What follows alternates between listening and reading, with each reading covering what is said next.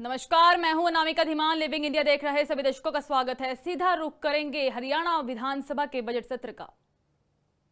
दे दो, not for MLA. ठीक है, MLA will not carry this one. ठीक है। तो सभी सदस्यगण इस बात का भी ध्यान करें कि वो अपने साथ किसी और को उस प्रकार से ना करें, क्योंकि कभी कभी ऐसा हो जाता है कि स्टाफ के लिए भी दिक्कत हो जाती है। अगर कोई सदस्य अपने साथ किसी को लाए और वो वहां उनकी बात को ना माने तो फिर ऑफिसर्स के लिए भी, स्टाफ के लिए भी दिक्कत होती है।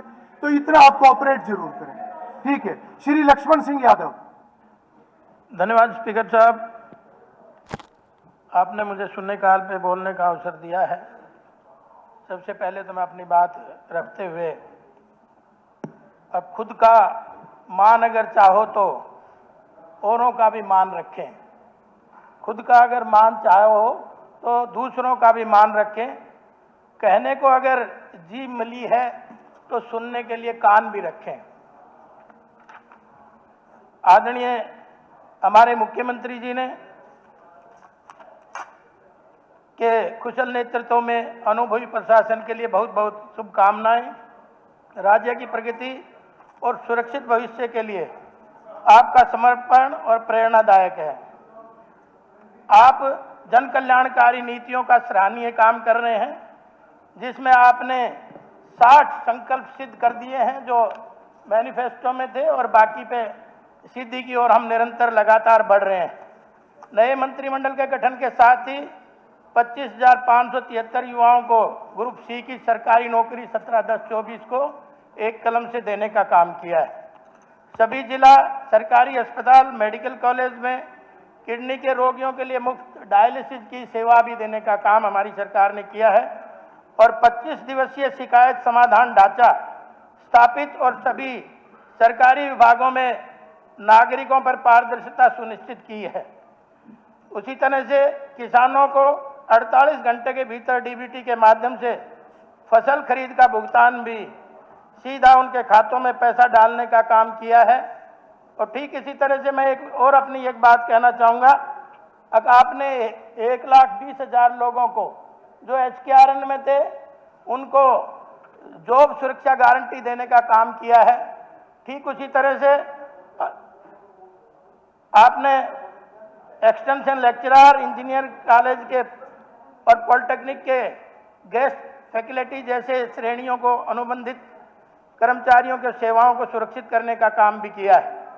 साथ ही मेरी इसमें एक मांग है, अब यूनिवर्सिटी में लगभग 1400 शिक्षक हैं, असिस्टेंट प्रोफेसर हैं, उनको भी उनके सिरों पर भी तलवार लटक रही है, तो उनको भी इसी में ही जॉब गारंटी देने का काम मेरी सरकार करे। ठीक इसी तरह से लगातार आप देख रहे होंगे कि आदरणीय मुख्यमंत्री जी की घोषणा के अनुसार हमारे एक कृषि सदन की मांग हमने रखी थी, और मुख्यमंत्री जी ने माना था, क्योंकि हमारे यहाँ 22 जिले में सेक्रेटरीट है, 23वां जिला बना है, सबसे छोटी सेक्रेटरीट है, सारे ऑफिस बाहर हैं, 60% ऑफिस बाहर हैं।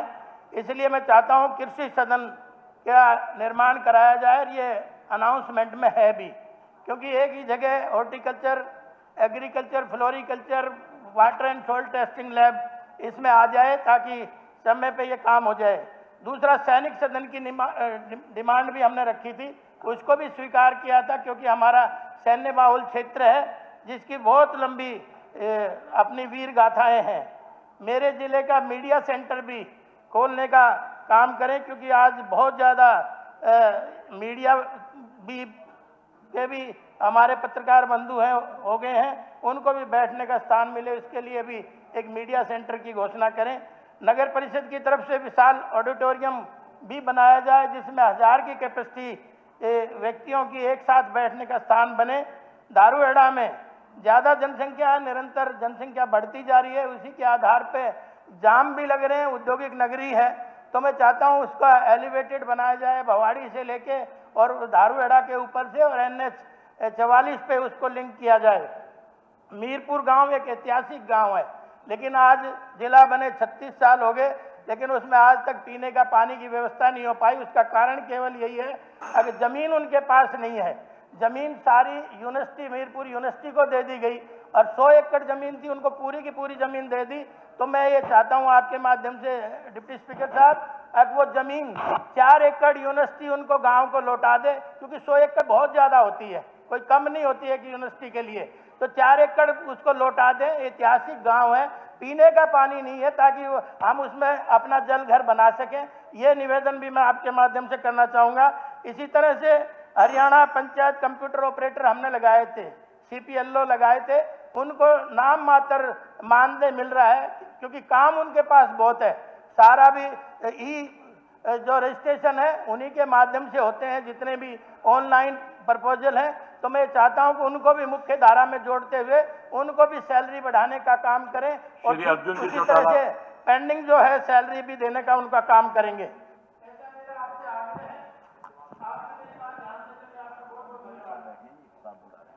धन्यवाद उपाध्यक्ष महोदय।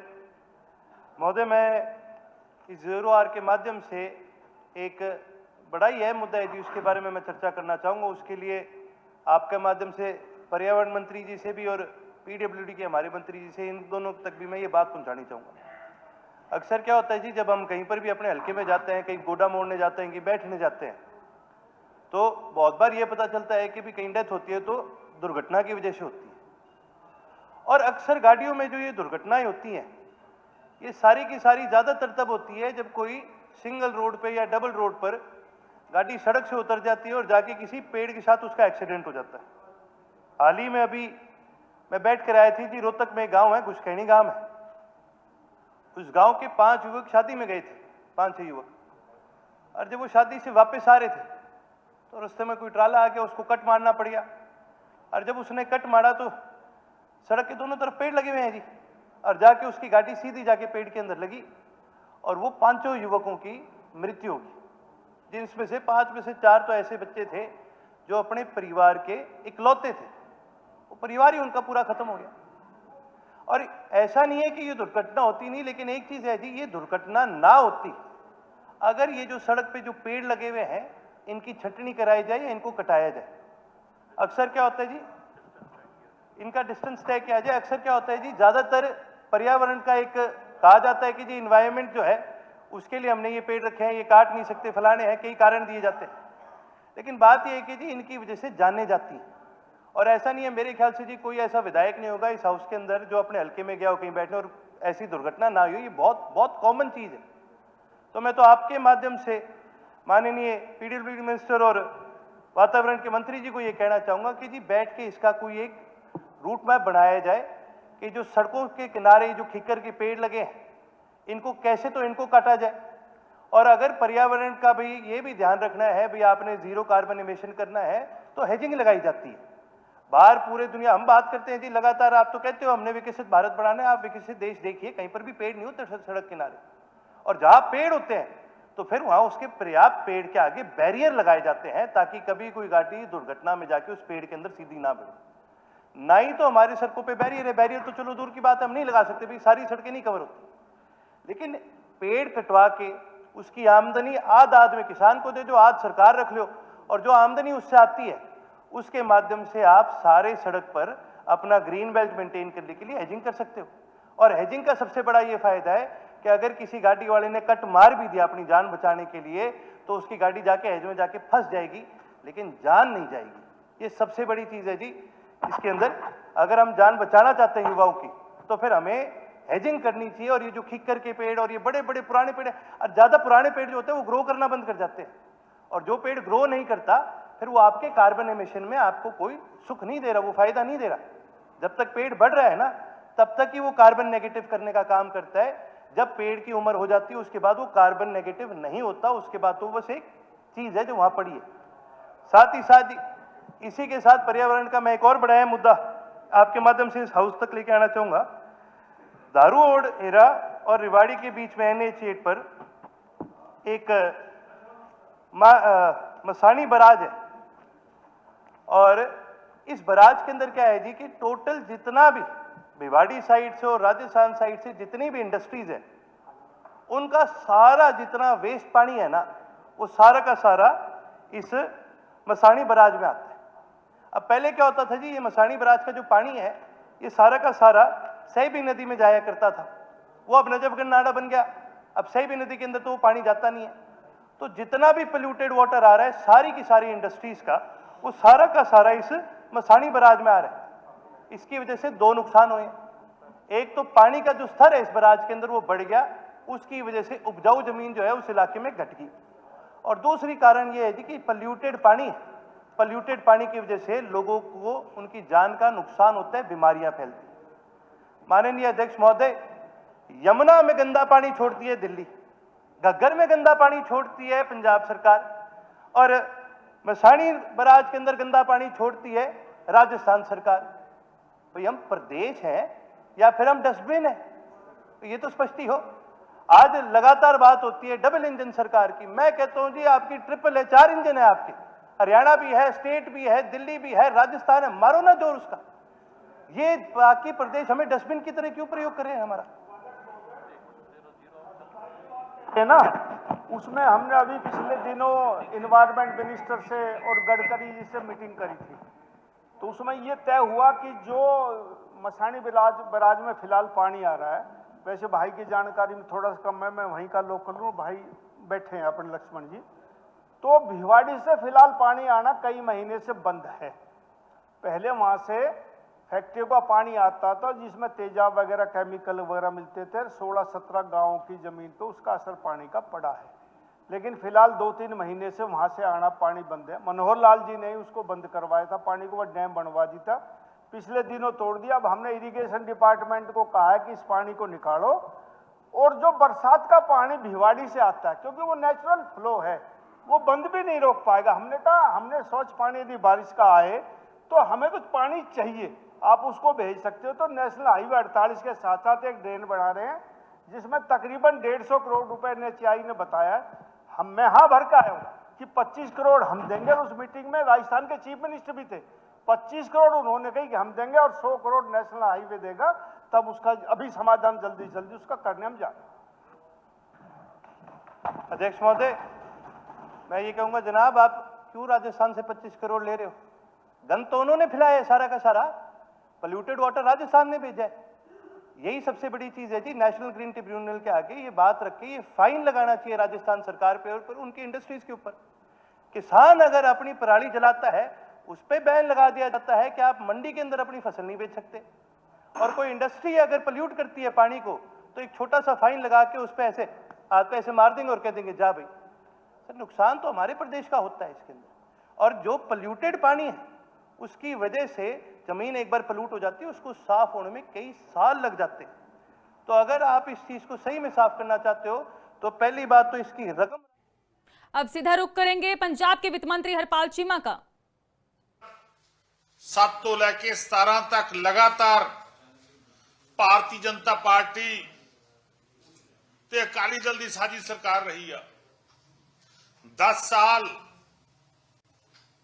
ਪੰਜਾਬ ਦੇ ਅੰਦਰ ਦੋਨਾਂ ਪਾਰਟੀਆਂ ਨੇ ਮਿਲ ਕੇ ਪੰਜਾਬ ਸਰਕਾਰ ਬਣਾਈ। ਪੂਰਾ ਪੰਜਾਬ ਜਾਣਦਾ ਕਿ ਅਕਾਲੀ ਦਲ ਬੀਜੇਪੀ ਸਰਕਾਰ ਨੇ ਪੰਜਾਬ ਦੇ ਅੰਦਰ पहली बार चिट्टा शब्द का प्रयोग होने लग्या।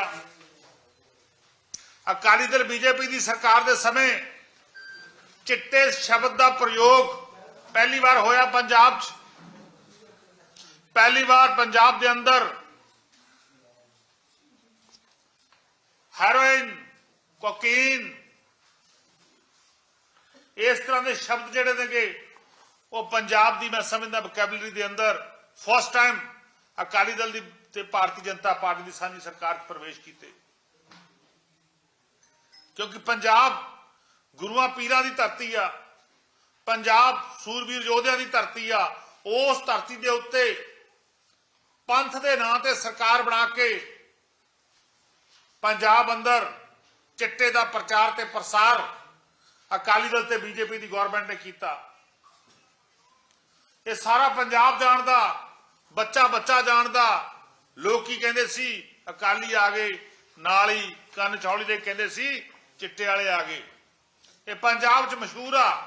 यही कारण कि 17 तो बाद लगातार पंजाब के लोगों ने ਅਕਾਲੀ ਦਲ ਬੀਜੇਪੀ ਨੂੰ ਰਿਜੈਕਟ ਕੀਤਾ। ਪੰਜਾਬ ਦੇ ਲੋਕਾਂ ਨੂੰ ਪਤਾ ਹੈਗਾ ਕਿ ਜੇਕਰ ਅਕਾਲੀ ਦਲ ਬੀਜੇਪੀ ਜਿਹੜੀ ਆ ਗਏ ਤਾਂ ਦੁਬਾਰਾ ਪੰਜਾਬ ਜਿਹੜਾ ਉਹ ਨਸ਼ੇ ਦੀ ਦਲਦਲ 'ਚ ਧੱਕਿਆ ਜਾਊਗਾ। ਪਰ ਲੇਕਿਨ ਅਫਸੋਸ ਜਦੋਂ 17 'ਚ ਇੱਕ ਵਾਰ ਲੋਕਾਂ ਨੇ ਫੇਰ ਗੁਟਕਾ ਸਾਹਿਬ ਮੱਥੇ ਨੂੰ ਲਾ ਕੇ ਕੈਪਟਨ ਸਾਹਿਬ ਨੇ ਸਹੁੰ ਚੁੱਕੀ ਔਰ ਕਾਂਗਰਸ ਪਾਰਟੀ ਨੇ ਵਿਸ਼ਵਾਸ ਦਿਵਾਇਆ, ਲੋਕ ਉਹਨਾਂ ਦੇ ਝਾਂਸੇ 'ਚ ਆ ਗਏ ਔਰ ਲੋਕਾਂ ਨੇ ਕਾਂਗਰਸ ਪਾਰਟੀ ਦੀ ਸਰਕਾਰ ਬਣਾਈ ਔਰ 5 ਸਾਲ ਪੰਜਾਬ ਜਾਣਦਾ ਕਿ ਉਹਨਾਂ ਨੂੰ ਆਪਣਾ ਮੁੱਖ ਮੰਤਰੀ ਬਦਲਣਾ ਪਿਆ।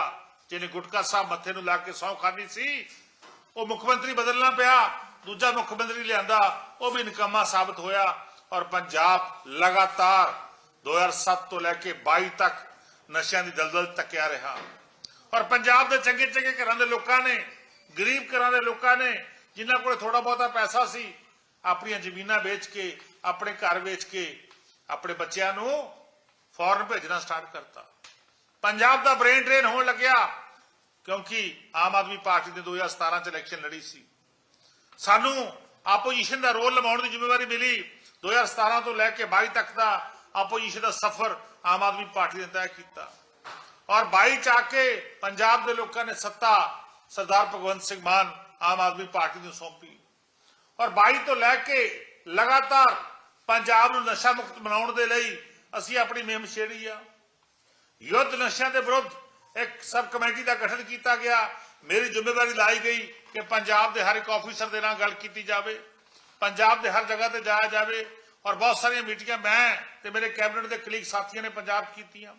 ਥੋੜੇ ਦਿਨ ਪਹਿਲਾਂ ਪੰਜਾਬ ਦੇ ਅੰਦਰ ਅਸੀਂ ਬਲੇਜ਼ ਡਿਫੈਂਸ ਕਮੇਟੀਆਂ ਦਾ ਗਠਨ ਜਿਹੜਾ ਕੀਤਾ ਸੀਗਾ, ਉਹਦੀ ਇੱਕ ਵੱਡੀ ਗੈਦਰਿੰਗ ਪੰਜਾਬ ਸਰਕਾਰ ਵੱਲੋਂ ਮੋਗੇ 'ਚ ਕੀਤੀ ਗਈ। ਸਾਰੇ ਉਹਨਾਂ ਵਲੰਟੀਅਰਜ਼ ਨੂੰ ਅਸੀਂ ਸਹੁੰ ਚੁਕਾਈ ਕਿ ਉਹ ਸਾਰੇ ਜਣੇ ਨਸ਼ੇ ਦੇ ਖਾਤਮੇ ਦੇ ਲਈ ਆਪਣਾ ਯੋਗਦਾਨ ਪਾਉਣਗੇ। ਲਗਭਗ 1.5 ਲੱਖ ਤੋਂ ਉੱਪਰ ਵਿਲੇਜ ਡਿਫੈਂਸ ਕਮੇਟੀਆਂ ਦੇ ਮੈਂਬਰ ਜਿਹੜੇ ਨੇਗੇ ਉਸ ਵੱਡੀ ਰੈਲੀ 'ਚ ਪਹੁੰਚੇ, ਉਸ ਸਮਾਗਮ 'ਚ ਪਹੁੰਚੇ ਜਿਹੜਾ ਪੰਜਾਬ ਸਰਕਾਰ ਦਾ ਸੀਗਾ ਔਰ ਜਿਹੜੀ ਨਸ਼ਿਆਂ ਦੇ ਖਾਤਮੇ ਦੇ ਲਈ ਇੱਕ ਮੈਂ ਸਮਝਦਾ ਮਹਾ ਰੈਲੀ ਦਾ ਰੂਪ ਧਾਰਨ ਗਈ ਔਰ ਪੰਜਾਬ ਦੇ ਲੋਕਾਂ ਨੇ ਉਸ ਕਾਫਲੇ ਦਾ ਹਿੱਸਾ ਬਣਨ ਨੂੰ ਤਰਜੀਹ ਦਿੱਤੀ ਕਿ ਅਸੀਂ ਉਸ ਕਾਫਲੇ ਦਾ ਹਿੱਸਾ ਹਾਂਗੇ ਜਿਹੜੇ ਪੰਜਾਬ 'ਚੋਂ ਨਸ਼ਾ ਖਤਮ ਕਰਨਾ ਚਾਹੁੰਦੇ ਨੇਗੇ। ਪਰ ਮੈਂ ਦੇਖ ਰਿਹਾ ਸੀਗਾ ਕਿ ਭਾਰਤੀ ਜਨਤਾ ਪਾਰਟੀ ਸਾਡੇ ਨਾਲ ਦੇ ਸੂਬੇ ਦੇ ਮੁੱਖ ਮੰਤਰੀ ਨੈਬ ਸਿੰਘ ਸੈਣੀ ਜੀ ਪੰਜਾਬ ਦੇ ਅੰਦਰ ਲਗਾਤਾਰ ਮੀਟਿੰਗਾਂ ਕਰ ਰਹੇ ਨੇ, ਜਦੋਂ ਕਿ ਉਹਨਾਂ ਦੇ ਆਪਣੇ ਸਟੇਟ ਦੇ ਜਿਹੜੇ ਪੁਲਿਸ ਕਰਮਚਾਰੀ ਨੇਗੇ ਉਹ ਕਿਸ ਤਰ੍ਹਾਂ ਉਹਨਾਂ ਨੂੰ ਪੀੜਤ ਕੀਤਾ ਜਾ ਰਿਹਾ ਹੈਗਾ। ਕੌਣ ਨੇ ਉਹ ਜਿਹੜੇ ਲੋਕ ਨਸ਼ੇ ਦੇ ਖਿਲਾਫ ਕੰਮ ਕਰ ਰਹੇ ਨੇਗੇ।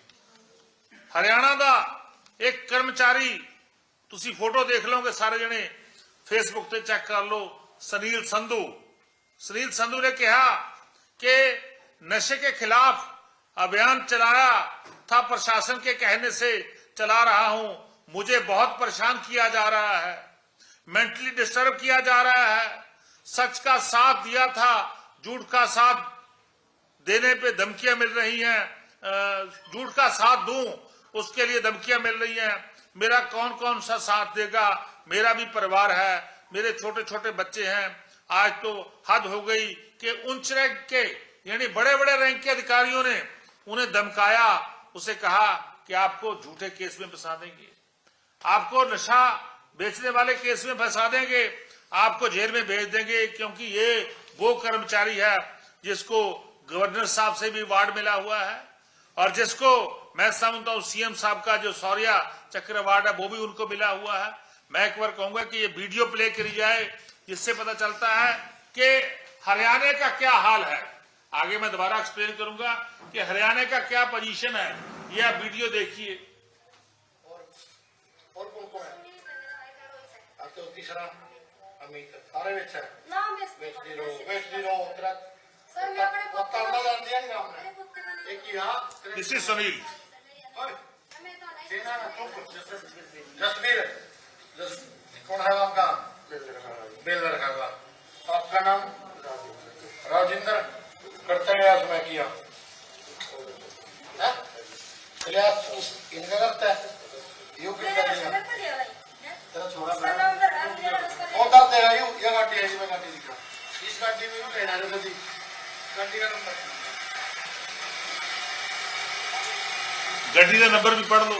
गाड़ी एक बाइक जी बिना नंबर की बाइक और यू खरीदना इतना तरह का बेचने वाला या बाद में अगर लिखने रहता है लिखने नहीं बाहर हमने सारा वो लड़का बगैर दिया ये सारे हवाले MSc चलो वो बाइक कौन चलो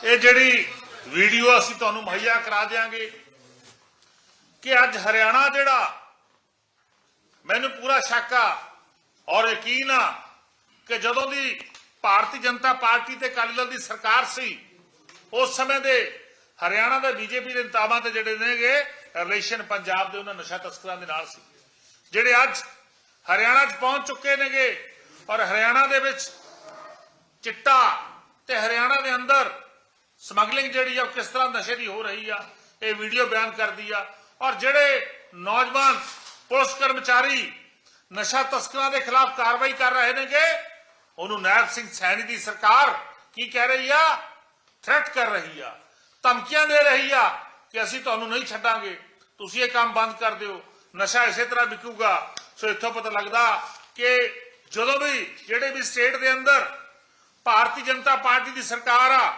ਉਹਨਾਂ ਸੂਬਿਆਂ ਦੇ ਅੰਦਰ ਨਸ਼ਾ ਕਿਸ ਤਰ੍ਹਾਂ ਵਿਕਦਾਗਾ ਪੰਜਾਬ ਸਰਕਾਰ ਸਰਦਾਰ ਭਗਵੰਤ ਸਿੰਘ ਮਾਨ ਜੀ ਦੀ ਅਗਵਾਈ 'ਚ ਅਸੀਂ ਬਿਲਕੁਲ ਇਹ ਜਿੱਦ ਫੜੀ ਹੋਈ ਆ ਇਹ ਕਮਿਟਮੈਂਟ ਆ ਪੰਜਾਬ ਦੇ ਨਾਲ ਸਾਡੀ ਪੰਜਾਬ ਦੀ ਜਵਾਨੀ ਦੇ ਨਾਲ ਪੰਜਾਬ ਦੀਆਂ ਮਾਵਾਂ ਤੇ ਭੈਣਾਂ ਦੇ ਨਾਲ ਉਹਨਾਂ ਬਜ਼ੁਰਗਾਂ ਦੇ ਨਾਲ ਜਿਨ੍ਹਾਂ ਦੇ ਪੁੱਤਰ ਚਿੱਟੇ ਨਾਲ ਮਾਰੇ ਗਏ ਜਿਨ੍ਹਾਂ ਦੇ ਘਰਾਂ 'ਚ ਚਿੱਟੇ ਸੱਥਰ ਚਿੱਟੇ ਨੇ ਵਸਾਏ ਸੀ ਵਸਾ ਦਿੱਤੇ ਗਏ ਸੀ ਜਦੋਂ ਪੰਜਾਬ 'ਚ ਅਕਾਲੀ ਦਲ ਬੀਜੇਪੀ ਦੀ ਸਰਕਾਰ ਸੀ ਅਸੀਂ ਬਿਲਕੁਲ ਨਸ਼ਾ ਖਤਮ ਕਰਕੇ ਰਹਾਂਗੇ ਪਰ ਲੇਕਿਨ ਅੱਜ ਆ ਵੀਡੀਓ ਆ ਸੁਨੀਲ ਸੰਧੂ ਜਿਹੜਾ ਹੈਗਾ ਉਹ ਇਸ ਗੱਲ ਦਾ ਪ੍ਰਗਟਾਵਾ ਕਰ ਰਿਹਾ ਕਿ ਕਿਸ ਤਰ੍ਹਾਂ ਹਰਿਆਣਾ ਦੇ ਅੰਦਰ ਨਸ਼ਿਆਂ ਦਾ ਵਪਾਰ ਹੋ ਰਿਹਾ ਕਿਸ ਤਰ੍ਹਾਂ ਹਰਿਆਣਾ ਦੇ ਅੰਦਰ ਭਾਰਤੀ ਜਨਤਾ ਪਾਰਟੀ ਤੇ ਉਹਦੇ ਅਧਿਕਾਰੀ ਜਿਹੜੇ ਨਸ਼ਾ ਵੇਚਣ ਵਾਲਿਆਂ ਨੂੰ ਪ੍ਰੋਟੈਕਟ ਕਰ ਰਹੇ ਨੇਗੇ ਨਾਇਬ ਸਿੰਘ ਸੈਣੀ ਜੀ ਪੰਜਾਬ ਘੁੰਮ ਰਹੇ ਨੇਗੇ ਪੰਜਾਬ 'ਚ ਆ ਕੇ ਫਰਜ਼ੀ ਲੋਕਾਂ ਨੂੰ ਝੂਠੇ ਲੋਕਾਂ ਨੂੰ ਜੁਆਇਨ ਕਰਾਉਣ ਦੇ ਲਈ ਲੱਗੇ ਹੋਏ ਨੇ ਪਰ ਲੇਕਿਨ ਉਹਨਾਂ ਦੇ ਆਪਣੇ ਰਾਜ ਦੇ ਵਿੱਚ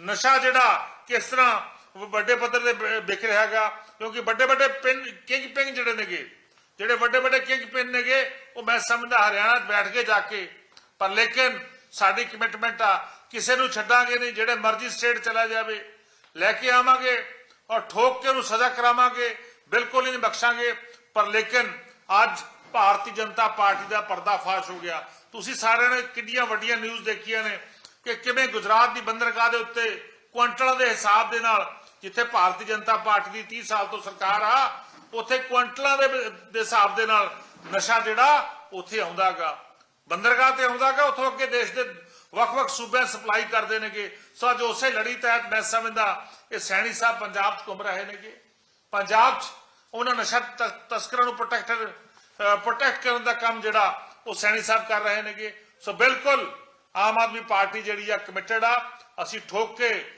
ਨਸ਼ਾ ਤਸਕਰੀ ਜਿਹੜੀ ਆ ਪੰਜਾਬ 'ਚ ਬੰਦ ਕਰਾਂਗੇ ਪਰ ਲੇਕਿਨ ਆ ਜਿਹੜਾ ਸੁਨੀਲ ਸੰਧੂ ਆ ਨੌਜਵਾਨ ਜਿਹੜਾ ਮੈਂ ਸਮਝਦਾ ਹਰਿਆਣਾ ਪੁਲਿਸ ਦਾ ਅਧਿਕਾਰੀ ਆ ਕਰਮਚਾਰੀ ਆ ਇਹਨੂੰ ਪ੍ਰੋਟੈਕਟ ਕਰਨਾ ਬਹੁਤ ਜ਼ਰੂਰੀ ਆ ਜੇਕਰ ਇਹਦੀ ਜਾਨ ਮਾਲ ਨੂੰ ਕੋਈ ਵੀ ਕਿਸੇ ਵੀ ਕਿਸਮ ਦਾ ਇਹਦੇ ਪਰਿਵਾਰ ਦੇ ਉੱਤੇ ਹਮਲਾ ਹੁੰਦਾਗਾ ਜਾਂ ਇਹਨੂੰ ਨੌਕਰੀ ਤੋਂ ਕੱਢਿਆ ਜਾਂਦਾਗਾ ਜਾਂ ਇਹਦੇ ਖਿਲਾਫ ਕੋਈ ਵੀ ਐਕਸ਼ਨ ਹੁੰਦਾਗਾ ਇਹਦੀ ਵੀਡੀਓ ਦੇ ਆਧਾਰ ਦੇ ਉੱਤੇ ਤਾਂ ਇੱਥੋਂ ਇਹ ਸਮਝਿਆ ਜਾਊਗਾ ਕਿ ਬਿਲਕੁਲ ਹਰਿਆਣਾ ਜਿਹੜਾ ਉਹ ਨਸ਼ਾ ਤਸਕਰਾਂ ਦਾ ਅੱਡਾ ਬਣ ਚੁੱਕਿਆ ਔਰ ਭਾਰਤੀ ਜਨਤਾ ਪਾਰਟੀ ਦੇ ਲੋਕ ਨਸ਼ਾ ਤਸਕਰਾਂ ਨਾਲ ਮਿਲੇ ਹੋਏ ਨੇਗੇ ਜਿਨੇ ਪੰਜਾਬ ਦੇ ਅੰਦਰ ਇਹਨਾਂ ਲੋਕਾਂ ਨੇ 10 ਸਾਲ ਸੱਤਾ 'ਚ ਰਹਿ ਕੇ ਪੰਜਾਬ ਦੇ ਅੰਦਰ ਨਸ਼ਿਆਂ ਦਾ ਛੇਵਾਂ ਦਰਿਆ ਵਸਾਇਆ ਉਸੇ ਤਰ੍ਹਾਂ ਹਰਿਆਣਾ 'ਚ ਬਣਾ ਰਹੇ ਨੇਗੇ ਸੋ ਬਿਲਕੁਲ ਇਸ ਨੌਜਵਾਨ ਦੀ ਅਸੀਂ ਪ੍ਰੋਟੈਕਸ਼ਨ ਕਰਾਂਗੇ ਜੇਕਰ ਕੋਈ ਵੀ ਇਹਦੇ ਖਿਲਾਫ ਐਕਸ਼ਨ ਲਊਗਾ ਤਾਂ ਇਹਦਾ ਮਤਲਬ ਆ ਕਿ ਉਹ ਨਸ਼ਾ ਤਸਕਰਾਂ ਨੂੰ ਪ੍ਰੋਟੈਕਟ ਕਰ ਰਿਹਾ ਹੈ ਥੈਂਕ ਯੂ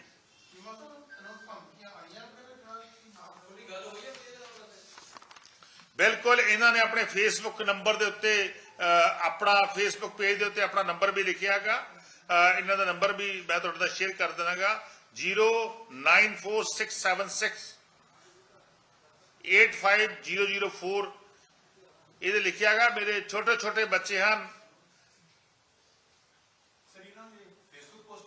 ਫੇਸਬੁੱਕ ਪੋਸਟ किया ਇਹ ਕਿਹਾ ਗਿਆ ਅਧਿਕਾਰੀ ਮੇਰੇ ਤੇ ਝੂਠਾ ਸਮੈਕ ਵੇਚਣ ਦਾ ਕੇਸ ਫਸਾਉਣ ਦੀ ਧਮਕੀ ਦੇ ਰਹੇ ਹਨ मेरे परिवार को मिलने की इजाजत नहीं दे रहे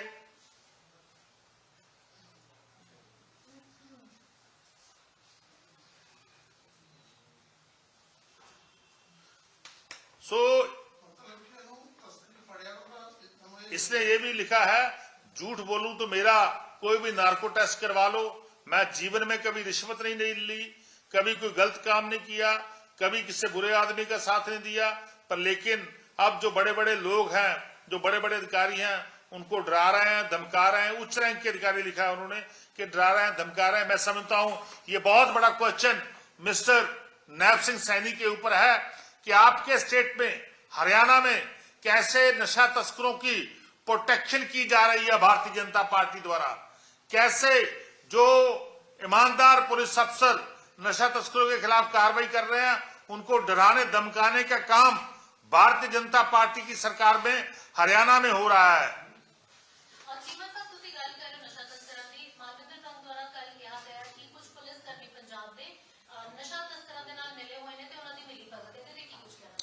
देखो जिथे भी साडे ध्यान चाहतागा, जेकर कोई भी पहला भी एक लड़की ध्यान च आई सी मोगे तो आई थिंक ਉਹਨੂੰ भी फड़ के तुरंत ਉਹਦੇ एक्शन लिया ਸੀ। जिथे भी सानू इस तरह की मिसाल मिलती आ ਜਾਂ कोई एग्जाम्पल सामने आती आ तो ਅਸੀਂ तुरंत कार्रवाई करते हैं, किसी को बख्शांगे नहीं।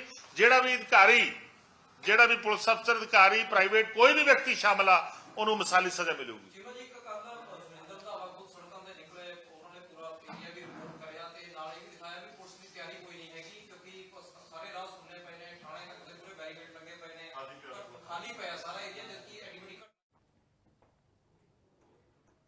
इजाजत दीजिए, धन्यवाद।